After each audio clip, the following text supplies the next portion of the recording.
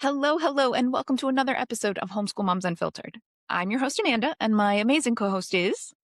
Hello, I'm Megan. Hey, hey.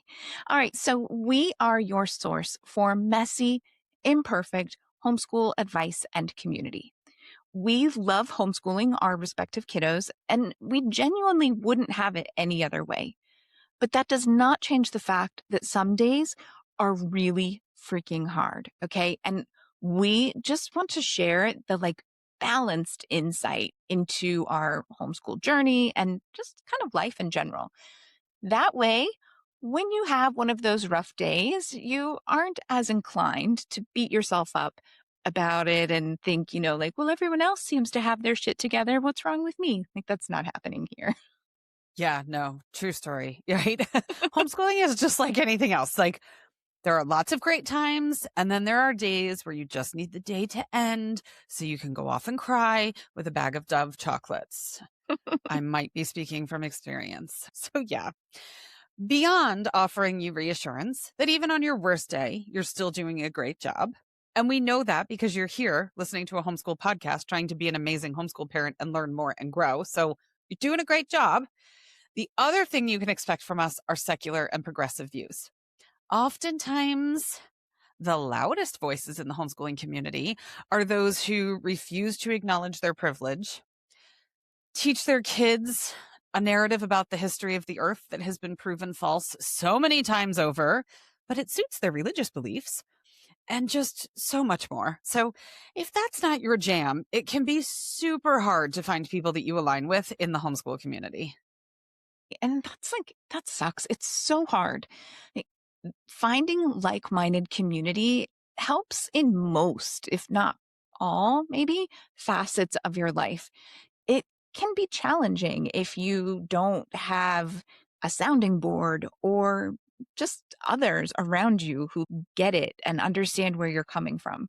So if you've struggled to find your people, if you have been struggling to find your people, let us leave you with no doubt where we stand. Okay.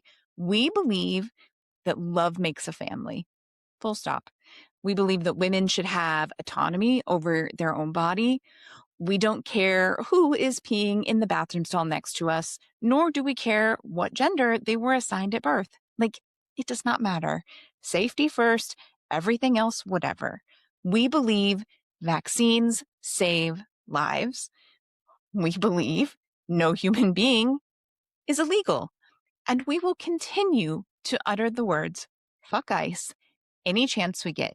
Mm-hmm. By the way, did you know that ICE was created after 9/11? And I firmly believe that if we created it in recent history, we can dismantle it in current history. That's all I'll say about that right there. Did know that because there's a thing on Netflix, I think it's called Turning Point, and it's about 9/11. Mm-hmm. I think it's 4 episodes, if I'm not mistaken. I watched it a really long time ago.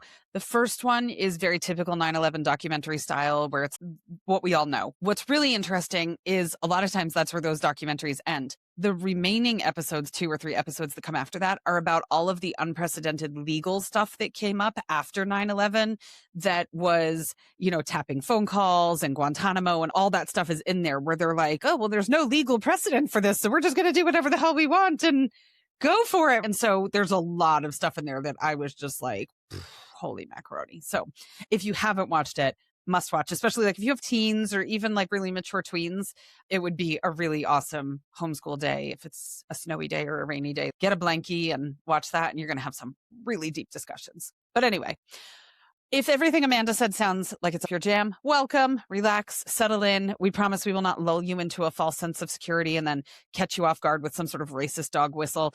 We've both been there within the homeschool community. Like, things are going well, and then you're like, well, there goes that, right? So it happens too much, too many times. So we fully acknowledge the world is an absolute mess right now. But our goal today is to take your mind off of the fall of democracy for just a little bit and chat homeschooling, if you're up for a little homeschool adventure with us. Yeah. So, okay, again, we talk about keeping it real and transparency and all of that. I'm going to put this out there before we get any further in this episode. I am struggling more and more to compartmentalize these days. the whole, like, it's time to box up those feelings of outrage and despair, and now I need to focus on work or on homeschooling. That is getting harder and harder. Mhm. But I am going to do my best today, right now, because I also firmly believe that we all need breaks and self care. This fight isn't a sprint, it isn't even a marathon. It's long and hard. And without taking care of ourselves, we will 100% burn out before it's done. So we're all going to work on that together. And I apologize ahead of time if my rage and despair leaks through as we talk other things. There we are. I'll try. Given given today's topic, it might. Okay. Yeah. We'll see. So last week, we had the chance to interview Tess from the Coalition for Responsible Home Education. If you haven't heard that one, you should totally go back and give it a listen. You can do that now or after you're done listening to this episode. Truly, it doesn't matter. And we don't care which one you listen to it in or what order you listen to it in. But it's definitely worth giving a listen because this week's discussion will be sort of a continuation of that episode as we're going to continue talking about just homeschool oversight and regulation, kind of in general, and the thoughts that the two of us have from very different perspectives. But like we said, we do like to keep it real, and we usually do that with a weekly update on life, homeschooling and otherwise. Just that we aren't influencers. This is the reality. Some weeks are great, some weeks are a dumpster fire. So, has it been a great week or a dumpster fire week in your world, Megan? Well, I mean, to your point, I'm compartmentalizing the fall of democracy out. I mean, that part obviously dumpster fire, not good at all. Yeah.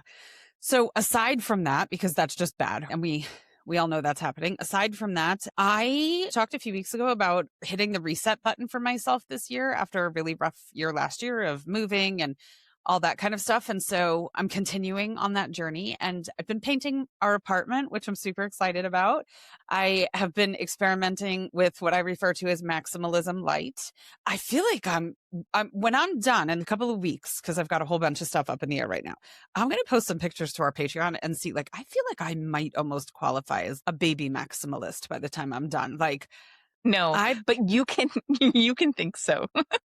I bought a really cute penguin door pull on Etsy today that I'm super excited about. I mean, I'm going there. I'm adding character. So I'm pretty excited. So I've come to podcasting today looking a little bit rough and totally in my sweats because I've been painting the hallway and I'm loving it. It's colorful and it's bright and it's making me happy. So yeah, it is what it is. So I'm super excited about that. My daughter got a new teacher this week in Portuguese school, and because she's leveled up to the next level and blah, blah, blah. So anyway, I thought it was really cool from a homeschooling perspective because she's been going to intensive Portuguese for weeks and weeks, 3 hours a day, 5 days a week.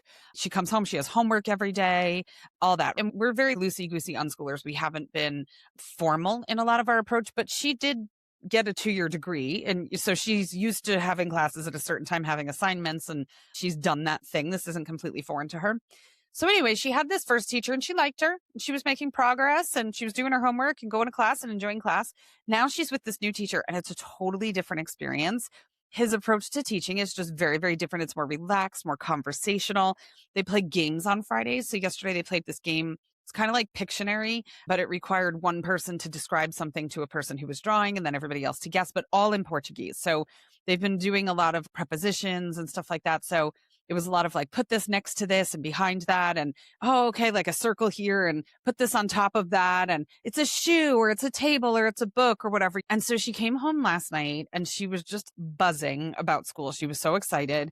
And she goes, it's kind of like homeschooling where what I was doing before felt more like traditional school where it was worksheets and stuff, but we weren't applying it in the same way. And she's like, now I feel a little bit more like I'm in the homeschooled version of Portuguese school where it's casual and it's broken down and it's applicable and we're using it and we're having fun. So I was like, I love that she made that connection and was like, the better version for her is what feels like homeschooling and feels like she's putting things into place and she's not just doing worksheets for the sake of doing worksheets and whatever. And I was like, whoo, tiny little win there. That felt really, really nice. So I was pretty happy about that. But, and then, yeah, I've been reading a ton. It's been preventing my doom scroll quite so much, which needed to happen. I'm still doom scrolling. I'm still staying up to date on what's going on in the world. But yeah, I'm doing a book bingo this year with a bunch of late middle school, early high school students. And so it's been great because I have my full bingo card filled out of all the books I'm going to read. And I literally, they just finish one, go to the next one, finish one, go to the, and I'm like, this is great. It's keeping me off Instagram, which needs to happen right now. So yeah, so it's good. What about you, Amanda?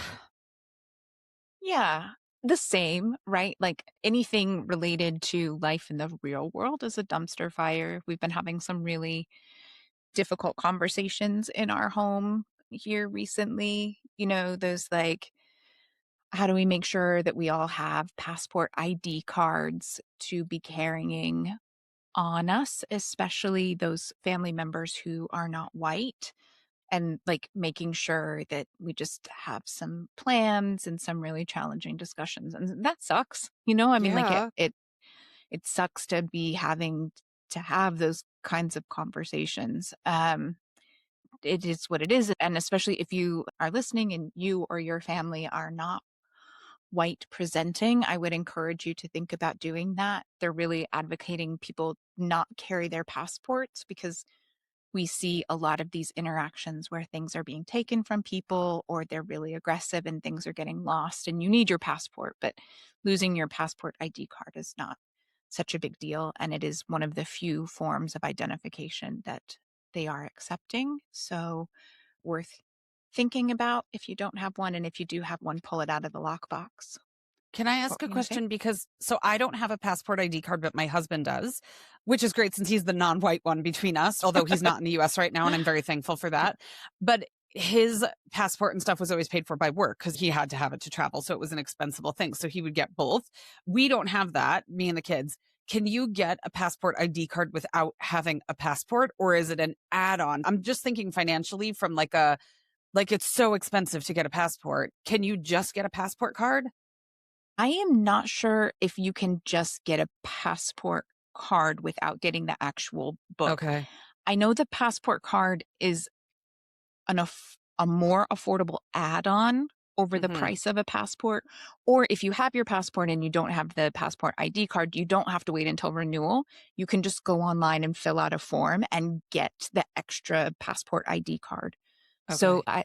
I will not pretend to know for sure what to do if you don't have a passport. And I Okay. realize it's not easy. I know when I first got my passport way back when I was in college, right? I got denied like 3 times. I can Did only you? imagine. I did, yeah, over and over because of name issues. And I grew up in a really small town. So finding the original birth certificate was this whole thing. And then things didn't match. And it was all I know it's not easy and it's also very expensive. Yeah. So but if you have one or you have the ability to definitely look into the passport ID card. So yeah, dumpster fire there. Homeschooling wise, things are okay. We're slowly getting back into the swing of things. For anyone who is keeping tabs, I did get a few loads of laundry done. It did not include the laundry from Bali from November, so that's still outstanding.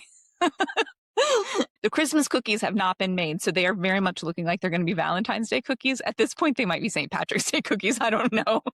we This week coming up, we have a behind the scenes tour booked for JPL, the Jet Propulsion Laboratory. So I'm super excited about that. I think the kiddo's really going to enjoy that. And then he wants to do a tour of Caltech. So we have not been able to arrange like an actual tour from someone. I was really trying to find someone. There's got to be people at Caltech who know about homeschooling and are connected and would be happy to meet with a homeschooler and share that perspective. I just haven't been able to find it. So they have information on how to do like a self-guided tour. We'll probably just end up doing that. But yeah, so, finding the little things that we're looking forward to in the middle of all the other stuff. It is what it is. It's living in these times. Hmm. Yeah. Okay. So, homeschool regulations. Here's a Things are light a topic dumpster for the fire. day. Yeah. Yeah. Yeah. Things are a dumpster fire. Let's talk about one of those like really touchy subjects in the homeschool world. True story. We can already hear the potential objections. Not even the potential objections. We've seen them, right? Because we've been advertising last week's episode. It's the whole it's a slippery slope. That's a logical fallacy, by the way. And if you want some curriculum that teaches about that, Brain Food from Hearth and Story is a great one. I don't want government involvement, especially not when it comes to this administration. I mean, look, we were just talking about the importance of getting passport IDs because my family is not white. I get that. There are concerns. And I'm not going to pretend that this is easy or straightforward. But I do think, as progressive homeschoolers who care about evidence based education and facts, we have a responsibility to have these hard discussions and be honest about a lot of things that we haven't maybe been terribly honest about. Hey. Okay. Oh, here we go. Okay. Right. So Amanda's talked about regulations before. This is not new and earth shattering in her world, but this whole rabbit hole of doing episodes about this kind of kicked off. I think it was New Year's Day. I was getting caught up on some stuff and I was scrolling in this Facebook group where someone had shared a New York Times article written by a man and a former homeschooler named Stephen Merrill Block. And there's been other articles. The Atlantic just had one about him or by him or whatever, because he's written a book that just came out. And so all of this is kind of linked to the publicity around this book. And I fully take credit for the fact that I saw this thing because Amanda does not lurk in these Southern homeschool groups that I do that are overrun by the opposite of like-minded homeschoolers. So I see all the ick and then screenshot a selection for her sometimes. And but the caption that went along with the hey, look at this article wasn't like, hey, here's some food for thought. What do you all think? It was super duper negative, of course. So I read the article, which I'm a rabbit hole person. So then I was like, oh, the Coalition for Responsible Home Education. Oh, there's a book. Let me download the audiobook and listen to that while I'm walking the dog, and went down into this whole thing, right? But in the original New York Times article, this is a quote from the article that Stephen Merrill Block wrote. Let's just call him Stefan from now on. Okay. It's like we're friends. Okay. It's too much. Too many names. Okay. So it says, you can be his friend. I'll be his frenemy. Okay. So there's that. Not a fan. Okay. So it says in 48 states, registered sex offenders and adults with a conviction of crimes against minors can still homeschool a child, effectively removing the child from the observation of other adults and peers, even if that child's safety is under active investigation by Child Protective Services. In 12 states, including Texas, and he says that because he was homeschooled in Texas, I have also homeschooled in Texas. So in 12 states, including Texas, parents aren't required to submit any documentation to homeschool. They can simply remove a child from the school, and then they will no longer be subject to any mandatory state assessments or contacts with officials. In another 17 states, families are required to provide notice to the state of their intention to homeschool, but they too face no state-mandated assessments. In 19 of the remaining 21 states that do have laws requiring assessments of homeschooled children, the laws are not enforced in all situations. In 49 states, homeschooling parents are not required to have their children screened for medical issues or ensure that they receive care. In 40 states, homeschooling parents are not required to have a high school diploma. And that's just a piece of the article, but I was like, okay, we need to have this conversation because that's really bad. Yeah, I mean, I think that these stats are appalling, and I'm not sure who is reading these stats or listening to these stats and being like, yeah, that's okay. That's totally cool. And so, I mean, these numbers, they are definitely a part of why I have always been pro-regulation when it comes to homeschooling. So, yeah, for me, when Megan was like, I have thoughts and concerns because some of the things she was seeing online, and I was like, sure, we can talk about that and do an episode. Congratulations on catching up. Welcome to the club. I mean, I was kind of like, but I'm going to be way more pro-regulation than you are, right? Where this is going and how this episode's going to shake out. I was like, yeah, no, I think it's okay. So we'll see. We'll see if it's okay or if the podcast is done at the end of this episode. And we're so close to the end of season 3 and making it to season 4. Darn. Right? Yeah. Oh, goodness. Yeah. I mean, to no one's surprise, I have not always been on board with regulations. And well, I hear the logical argument. I see the need. Okay. I totally get it. I don't want them to apply to me. And I know that that's not how society works. That is not how that's not how this whole thing works. I get that. But It just reminds me of that meme or like the small snippet reel that goes around all the time of the old lady who's got the pictures and all of the strings on her wall. And she's like, I have it on my Facebook wall. And they're like, that's not how that works. That's not how any of that works. yeah, exactly. Right. So I totally get it. I think part of my hesitation is because we're unschoolers. Amanda's an aggressive academic homeschooler. No matter what regulation they throw at her, she's going to easily nail whatever the thing is. For me, it's going to be like, what do you mean your kid learned math through woodworking, 3D printing, photography? Like, you know what I mean? It's like, huh? Right? How is that? How is that a thing? And so for me, I can envision myself in a world of regulations where I'm constantly having to educate the person who's doing the regulating to advocate for our right to take the road less traveled. So there are so many people in the homeschool community that have this visceral reaction to just the idea of homeschool regulation. And so I'll be flat out like, it makes me uneasy too. But I totally see the need because I don't think people who are sex offenders should be able to homeschool their children. And we'll talk about even beyond that, because that should be a no-brainer, right? We'll talk more about that. So let's just kick off with the elephant in the room. We are never people who shy away from politics. We have built a podcast and a community around educating our kids using own voice materials, decolonized sources, which PS, anybody who listens to the podcast knows I'm a huge national parks fan. Did you see them pulling down those things in Philadelphia related to, I'm like, stop ruining the national parks, please. They're pulling down any references to slavery and okay. So anyway, right? Our homeschool lives are political, whether we like it or not. And no matter which side you land on, it's political. So Well, I mean, it's a civil right to be able to homeschool even. So to be like, politics isn't home. Like, of course it is. Like, of course it is. there's this trend right now on Instagram where it'll be somebody who makes soap and it'll be like, making soap is political because you can't make soap if they shoot you in the head. Everything is political because if you don't have the right to exist and to continue breathing in your country, yes. So, okay, here we are. How does our current political situation in the United States and to some extent other countries as well, because this mind fuckery that we have going on in the United States with all of this immigrants are the worst and et cetera, and two genders and families are man and women and blah, blah, blah.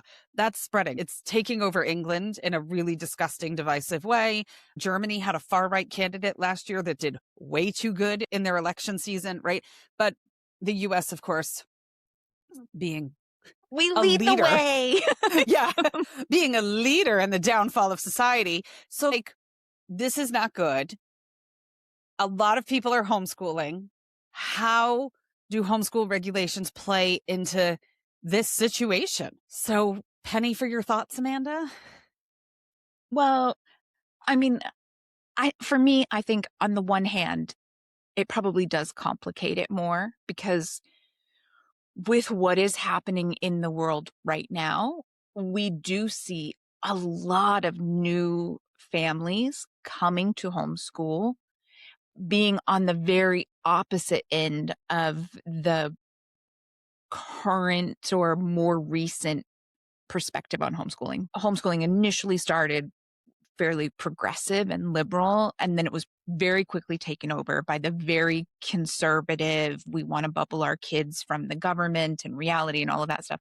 And now we see this big influx of people who are homeschooling to make sure that they are teaching more accurate history and to protect their LGBTQIA plus kids, and just for lots of reasons like that.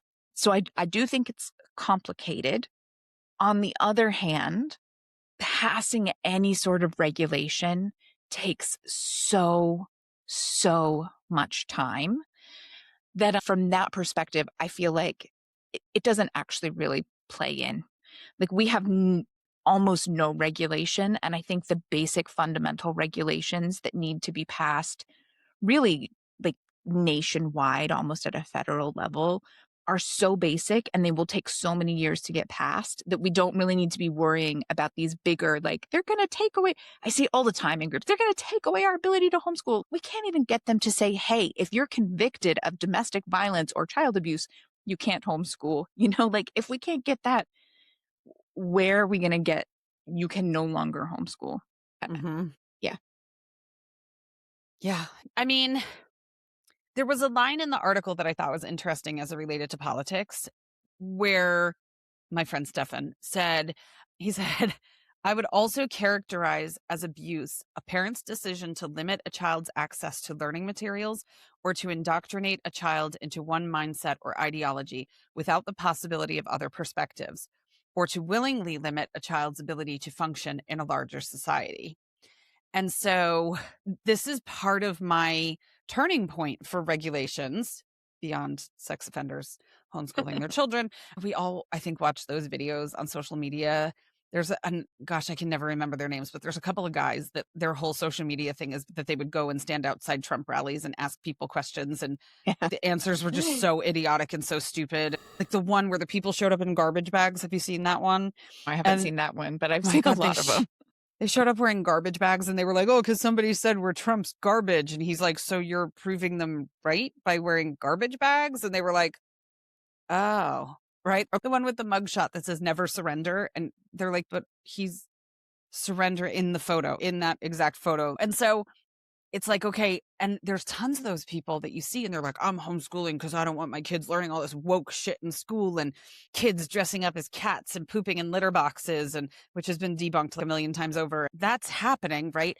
Isn't that indoctrinating children into an ideology that's a bubbled ideology? But how do you tell people that they can't do that? They're not breaking the law, but those kids are living in this environment where they're not being educated with facts. They're not being educated with science. They're not being educated with real history. And so it affects society as a whole because when they go out into the world, they don't have the ability to assimilate into the real world. Their worldview is now challenged and feeling threatened, which we're seeing the result of that is just fight back harder, put up a bigger defense. And so all of it to me is very alarming, but at the same time, you can't tell people that it's illegal to homeschool your kids that way. You can't do that. The biggest thing I think is always that religious exemption because people use it for the vaccines all the time in states where there's a vaccine mandate. And you see people too where they're like, oh, my husband might be getting a job in such and such a state. How do I get around vaccines in that state if I go homeschool there? So there's always going to be this thing where it's like, well, it violates my religious principles or this or that. And so to your point with the slippery slope, like how are we ever going to stop that ideology from becoming taught as fact, even though it's anything but? So I don't know, but I think in today's political climate, it's ridiculously dangerous that these kids are growing up isolated in these little clusters and this is their existence and this is their world.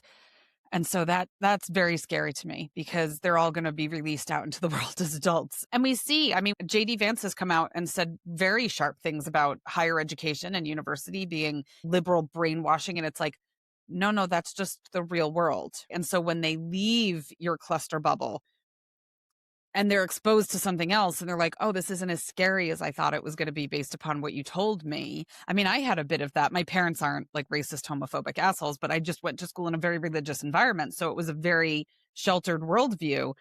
And when I got out into the real world, it wasn't that I necessarily had been told things that were false. It was more that I didn't know about a whole world that existed beyond the one that I lived in. I just didn't even know it was there.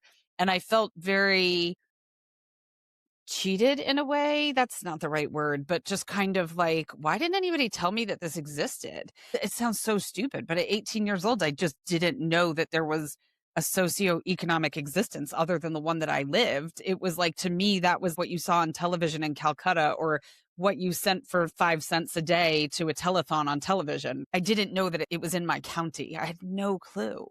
And so we Yeah. have this whole group of kids that are living, it's scary. It's so scary because it's growing. Yeah. I mean, I grew up in a really rural Midwestern conservative community. I was 100% raised that way. I went to church 3 times a week, RLDS for anyone who's listening and interested. And I went off to the big city for college. Look And what happened to you. Look at this. exactly, that You're a woke brainwashed liberal. liberal ideology went way too far. And I think that part of that had to do with early exposure, not in a way of like, this is the way it is and you should learn this. But I did know, right? Almost primarily from my public education, I did know that there were different things and other things out there. And I think exposure, we probably can't tell people that they can't teach a certain thing or way, but exposure makes a difference. Mm. And I think we'll probably talk about that a little later in the episode. But so last week, we mentioned we interviewed Tess, and the concept of kids' rights came up. And for anyone who doesn't know, you should totally take a minute, do a little bit of a rabbit hole about children's rights in Europe. They have a charter, there's a whole bunch of things going on there around this idea that children have rights. Even as minor children, they have rights, and those rights should be upheld and protected. There's a lot of discussion in the homeschool world, especially the American-based homeschool world, whether you're in the United States or you're US citizens living outside of the United States, but you're still wanting to homeschool and travel or live abroad and do this, right? There's a lot about the parents' rights to educate their children how they see fit or how they think is appropriate. But rarely does the conversation extend to the child's rights in this situation. We, as a podcast, have done episodes before about respecting our kids as a whole human, this idea that the parents shouldn't just say, because I said so, and those kinds of things. So we're not opposed. Kids' rights are not something that we're like, no, they shouldn't have rights. But at the same time, we definitely have not gone the other direction of really examining this idea of children's rights as a human charter and them being equal to or potentially even superseding parents' rights. I'm curious what your thoughts are when it comes to children's rights and how that commingles with education overall and then homeschool regulations as well. Yeah, I mean, it's tough. I feel like we see comments sometimes from people who are like, my kid wants to stay in school, but I feel firmly that homeschooling would be the best choice for our family for XYZ reasons. And so it's hard because kids don't have always the long view that we have or the broad view that we have. So it is that mix of making sure that they feel seen and heard and validated, because that's how we operate. There's plenty of people who are like, it's not up to them, but that's not how we are. We've talked about that before on other episodes, like you said. But it is all about parents' rights right now. And so our kids' rights to have an education. And I don't think, especially in the unschooling world, which we talked a little bit about recently, we talked a little bit about with Tess, kind of that spectrum that exists in the unschooling world. And it was in Stefan's book as well, that his mother was committed to this idea of unschooling and that he would just figure it out and all this kind of stuff. And I don't know that you're going to have a kid who's allowed to play video games 24/7, who's going to be like, shouldn't I be reading Shakespeare? I don't know that you're going to have that because they don't know to ask or they don't understand the long-term implications of not having that. But yeah, they have a right, because how will they, there are, okay, this is, I struggle because I'm like, how do I say this without sounding judgmental? But I feel like there are some approaches to unschooling that might not necessarily prepare a child for the big world. And Amanda's probably like, yeah, no shit, Sherlock. And of course, there's instances of kids who had a really great academic education who also aren't prepared for the real world. So there's a lot of gray in all sorts of areas, but I'm kind of like, they do have a right to be prepared to launch into the world as as humans. And I don't necessarily know that all kids are getting that. So, yeah. Well, and I think that that goes back to one of the things that we talked about last week when we were talking with Tess and their organization's focus on the fact that children have a right to an open future. Mm, This idea that parents should not be able to completely dictate that they aren't allowed to go out into the big wide world. And that's what we see in some of the most conservative, super far right homeschooling groups, mhm. especially when it comes to girls and young women. This idea that, like, well, we're raising you to not be able to go out into the real world, to not be able to figure out how to live in the Yeah. real world because we don't want you to know about that. And so the goal shifting, not from saying that's not okay, but from saying you should have access to the resources that prepare you for an open future. And if you choose to go that route, if you want to be a stay at home mom or you want to, whatever, that's okay. That's what an open future is, right? That ability to choose what works Choices. for you. Yeah. Mhm. If you want to be a stay at home mom, that's not the same thing as being a trad wife who was never given the option to do anything except be a trad wife, and if you want to Mhm. be a stay at home dad, that's fine too. Yeah. The open Mhm. future idea. Yeah. I think that's a great way of putting it. I think that's what it boils down to. And our rights to make choices for our kids can't be in opposition of that because it violates their rights that have yet to be defined in a legal capacity in the United States. So there you have it. All right. If you have not seen it, John Oliver did an episode about homeschool regulations a couple of years ago now. We will link it. It's on YouTube, so we'll link it in the show notes for you. One of the coolest things in it for me is that Amber O'Neill Johnston, who's been on the podcast and who I fangirl over endlessly, we did a book club series on her book, like, love her. There's a clip in there of her being interviewed talking about HSLDA and how it's kind of like this downside of homeschooling that you're stuck with, right? It's like the devil you know kind of situation, right? So totally worth watching. It's really, really good. The episode was torn to shreds in Facebook groups and Every media. And homeschool group, almost every yeah, homeschool group I was in, they freaked the F out about the fact yeah. that, well, about everything in this episode, which again, for me is one of those things like, did you watch the episode? Did you actually watch the episode and listen? Because I don't know how anyone watched the episode and was like, he's so wrong. He's so wrong about everything. Sex Well, okay. offenders should totally be allowed to homeschool their children. Of course.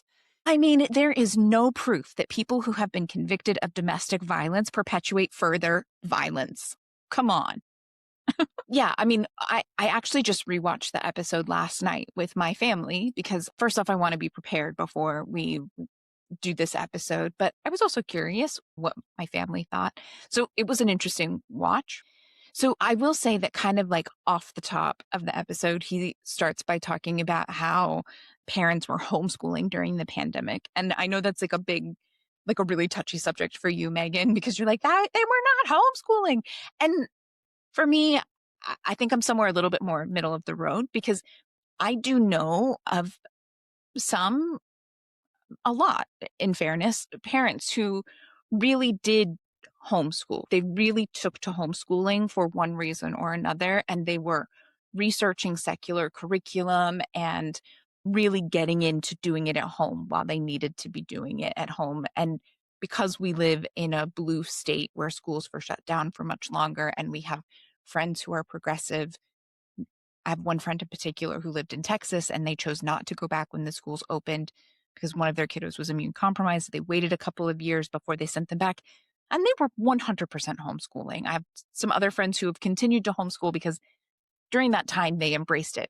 Maybe without the benefit of deschooling first. And I do think that there would have been some benefit with that, but they've still done a great job of homeschooling and sort of stepping back from public education and doing it a little differently.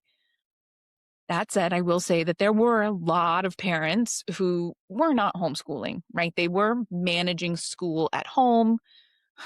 or managing really poorly prepared virtual school. That is not homeschooling. And if you're listening to us because you're like, I want to hear what these people have to say about homeschool regulation, please know that what happened during the pandemic is not what homeschooling actually is. That was a pandemic.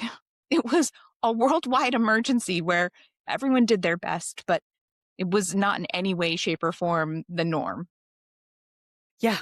So he starts off with that. I like the fact too, he starts off with the fact that he acknowledges that homeschooling can be amazing and that it can be done very well. He's not anti-homeschool in this episode saying this is the worst and can't believe this is legal at all or anything like that. Huh. He does then bring up, though, heavily religion influenced curriculum like Abeka, BJU, etc.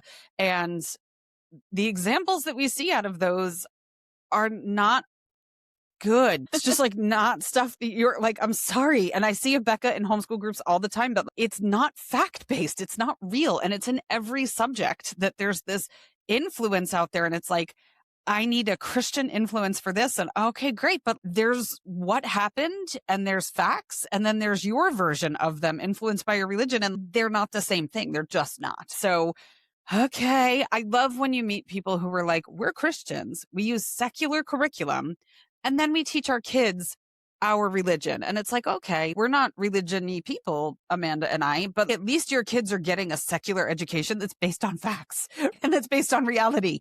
So, okay, great. He goes on to talk about this online community with 2,500 members that this one person started because she was struggling to find Nazi aligned curriculum. And so she starts this group called Achtung Amerikaner, which is like attention Americans, 2,500 people in this community who were like, yeah, we need more Nazi aligned curriculum. What the fuck, right? This is not okay. This is not good. I mean, if you haven't watched Shiny Happy People, we've talked about it before. You need to watch it on Amazon. Season 1 in particular deals mostly with homeschooling. There's the Duggars are in there, but then there's other examples too. They talk about HSLDA in there, which is the Homeschool Legal Defense Action in the United States. And they're a powerful political lobby group for conservative politics.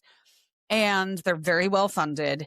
And very good at what they do. They're a lobby group and they are very good. They are very effective. Yeah, but they're not fighting for children at all. No, They're fighting for conservative parents' rights to bubble their children is basically their main mission. Okay. And one could argue they're just fighting for conservative ideology in general, across the board. Yeah, in general. Yeah. Right. And you see that in the John Oliver episode. Yeah. He shows where they're saying, look, our goal is to homeschool our children so that we can have a 5-4 vote in the Supreme Court to overturn Roe versus Wade and to finally get rid of this nonsense about same-sex marriage being acceptable. And they're not shy about the fact that that's part of their goal. I watched the episode. I was like, HSLDA is the NRA of the homeschooling world.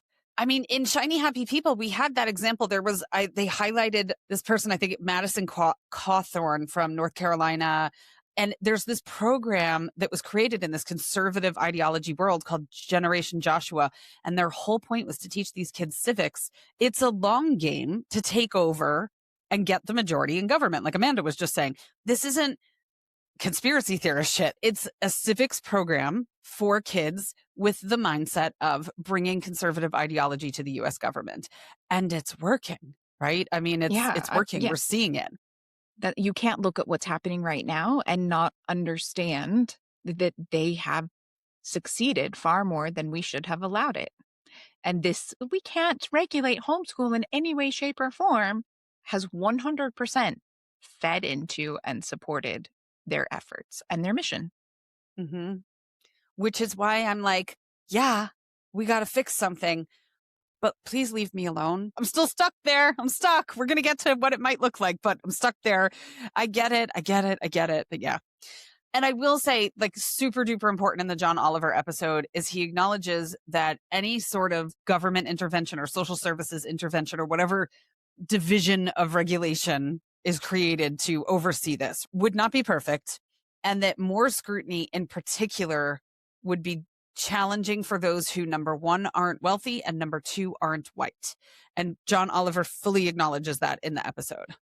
Yeah. And I mean, the reality is it goes beyond challenging. It will be detrimental. Hmm. And we do need to address that.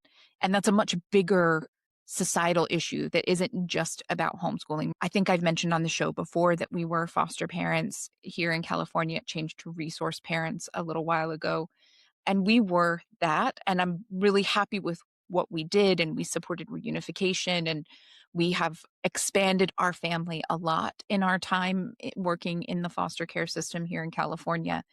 That said, it is disgusting the amount of money that we received to care for someone else's child when if half of that money had gone to the birth parent in the challenging situation, their entire circumstances could have been turned around. If they had just had a little bit more support, Hmm. it could we could have eliminated so much trauma for those children, and the parents could have been so much better educated about how to parent. I mean, we took so many classes. They paid for us to take so many parenting classes and psychology classes and how to care for a sick baby classes and how to and all of these.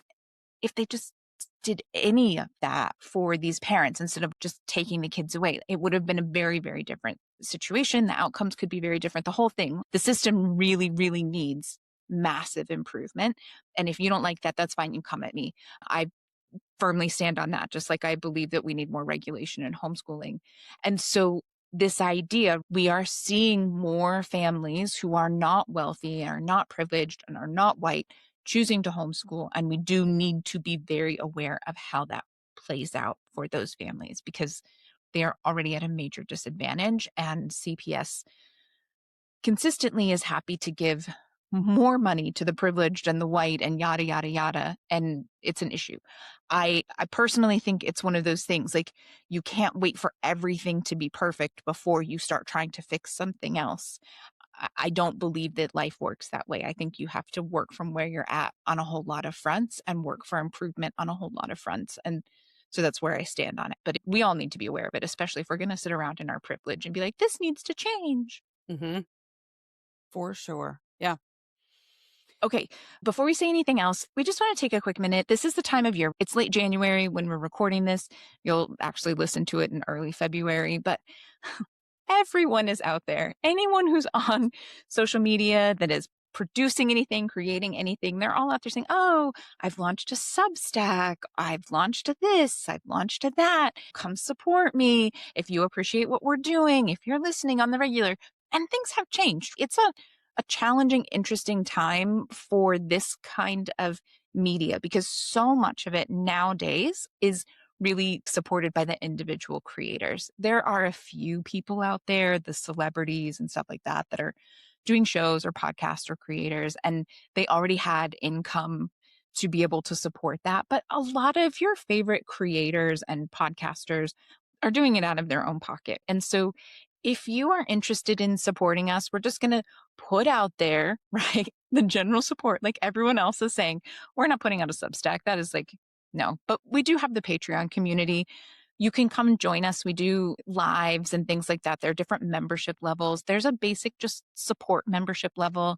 If you're like, yo, I love you ladies and I like listening to your podcast, but I am not paying $5 a month to support you because I just do not freaking have that in the budget right now. Are you not paying attention to the economics?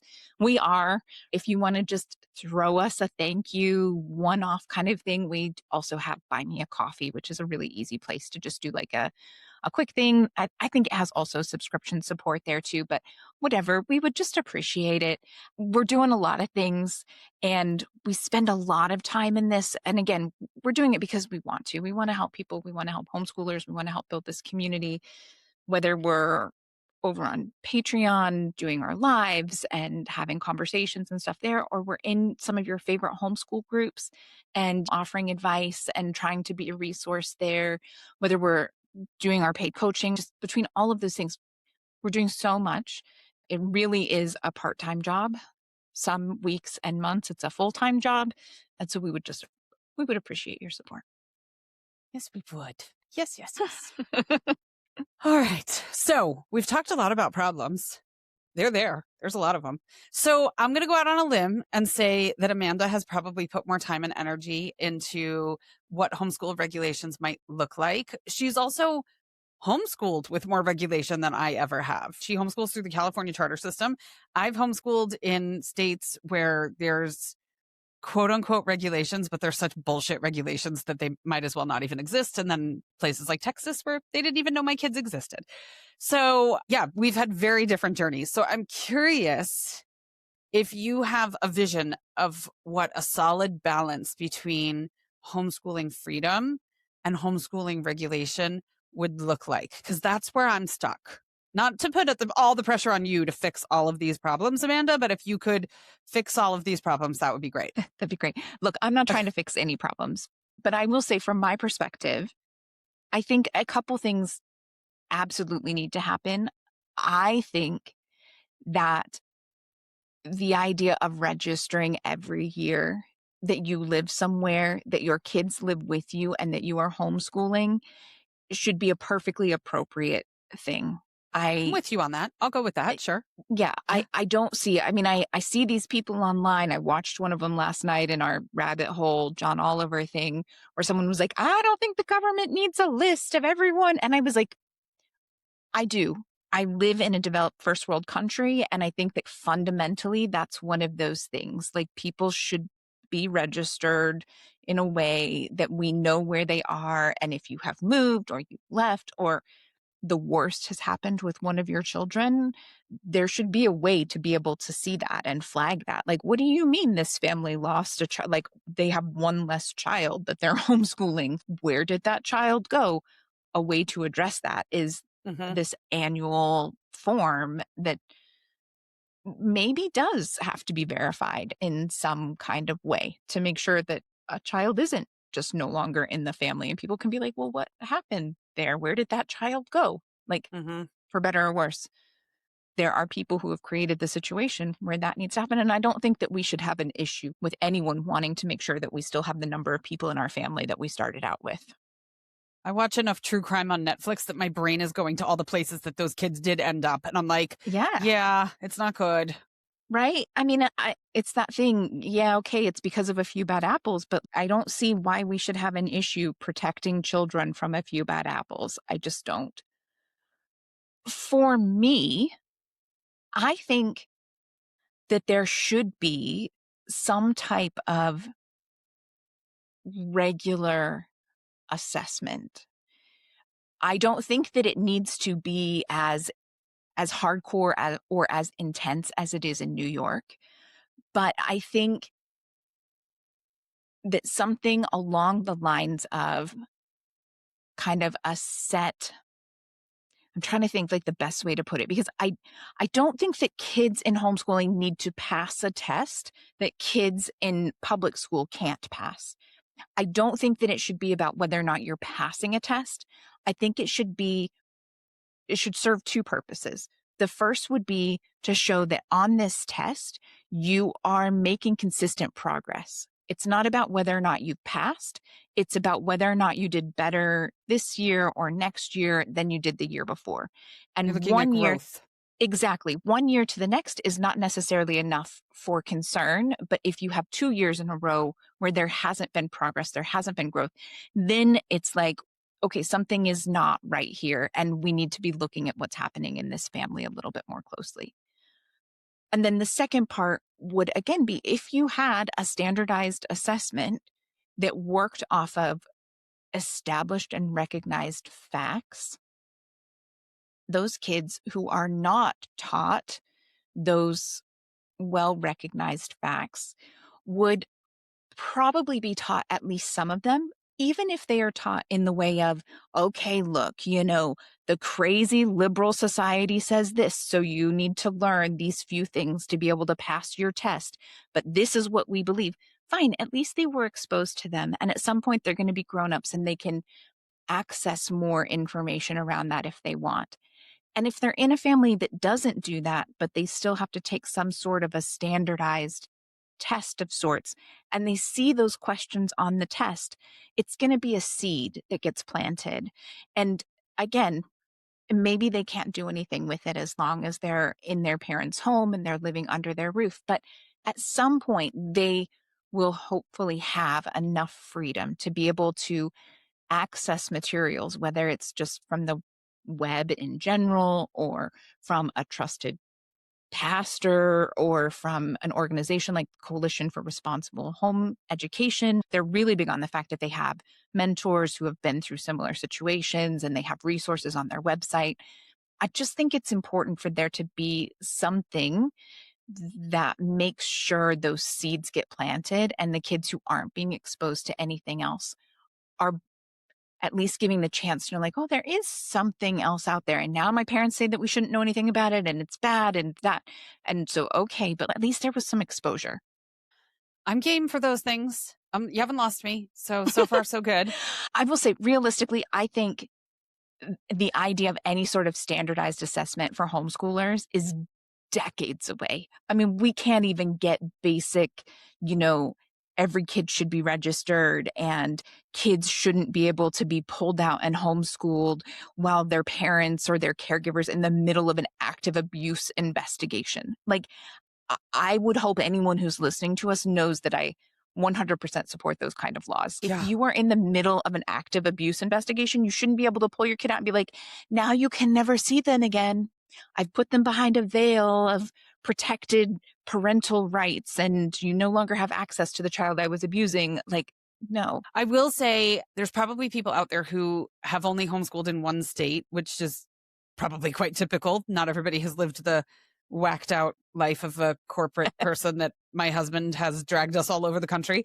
So I will say I've had experience with different states and different regulations. And so, for example, like in Florida, you have to do a portfolio review, which in theory, you would be like, okay, that's how I'm measuring growth. The problem is any certified teacher can do a portfolio review and they charge 25, 50, whatever per portfolio review. And you're getting your letter. I mean, as long as you show up and the kid is breathing and says, I read a book, you're getting your letter for the county. That's it. I've seen those posts. Yeah. I've seen the worst of those posts, the ones that are like, oh, this person doesn't care what you've done. Yeah. They'll rubber stamp you. Like that's You're getting your letter no matter what. I mean, yeah. And then in North Carolina, we had to administer a standardized test, but I've talked about it on the podcast. I would give the cat untimed online at home. My kids would sit there and joke through it and eat snacks and take 2 weeks to take it. And they're like, whatever, we have to do this because the state says we have to do this. But you never submit the results to anyone. No one looks at them. So some states kind of have these quote unquote safeguards, but they're not safeguards. They're not doing anything. They're not protecting kids at all.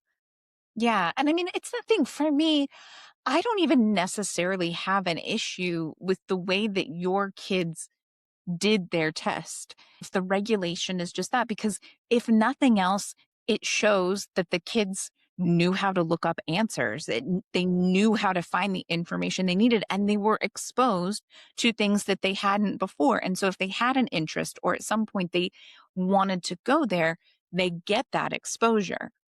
The problem that I have is why were those not submitted, especially in this day and age? It is not hard to write a program that you just upload it on a website and it goes in and at some point someone gets an email that says like 3 years in a row this family hasn't submitted their tests or 3 years in a row nothing has changed or improved for these tests, like they're clearly doing abc and it didn't work. It's not hard if it's just a standardized ABC test.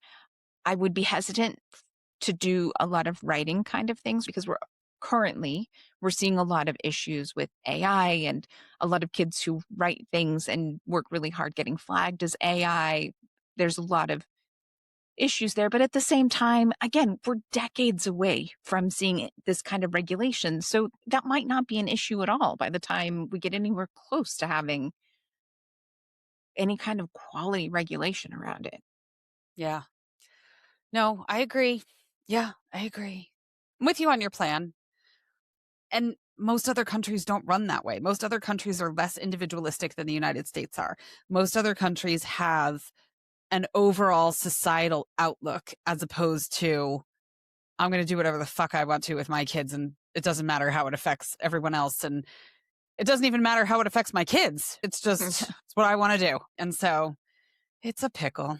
I'm with you. So, Yeah. And I mean, the thing is there are conservative Christians in every first world developed country, and they still have to send them to some sort of school for the most part. And it might be a private school, but there's still that general oversight and regulation. And I do think before we're actually able to pass quality regulation, we as progressive homeschoolers can absolutely be pushing for things where kids are allowed more access to safe adults and more access to mandatory reporters. Things like advocating for after school clubs and extracurricular sports and, like school based Bible studies. Like I think if we can find a way to make sure that homeschool kids are more integrated in those kinds of programs that already exist, we do address a lot of these things. And it might not be the kid that actually gets to go to the after school Bible study that is the one that we're worried about, but it could be one of their friends who says, hey, I go to church with this kid and like I don't think our youth leader is worried about it or going to do anything about it, but I think there's a problem. And for them to have some kind of safe adult outside of their small bubble, I just see how that's a bad thing. mhm, yeah. All right. I'm more with you than you might have thought I would have been at the beginning of the episode. I get it. It has to happen. It does. It's just, I've been very spoiled of being like, I know what I'm doing. My kids are happy. My kids are growing. My kids are thriving. Leave me alone. But it's not about me. Yeah, that's it. I mean, we're not talking about sacrificing massive things for the greater good, but there is a greater good responsibility component there, especially if you're a progressive homeschooler. Hmm. You know, Yeah. surely you're covering that in other areas of your education as well. Yeah. All right, peeps. Well, we will leave you with this. Our mantra for the week: homeschooling works best when freedom is paired with responsibility. Protecting kids and respecting families shouldn't be an either or. It should be a yes and. So Yeah. we would love to know what you think in the comments. Would we? This is going to be one of the ones where they really come after me, but okay. Dare she say I did test my children, blah, blah, blah. Yeah. Yeah. We shall see. It'll be interesting. Yep. All right, everyone, let us know what you think. And until next time, happy homeschooling. Yeah. Try to have a good one.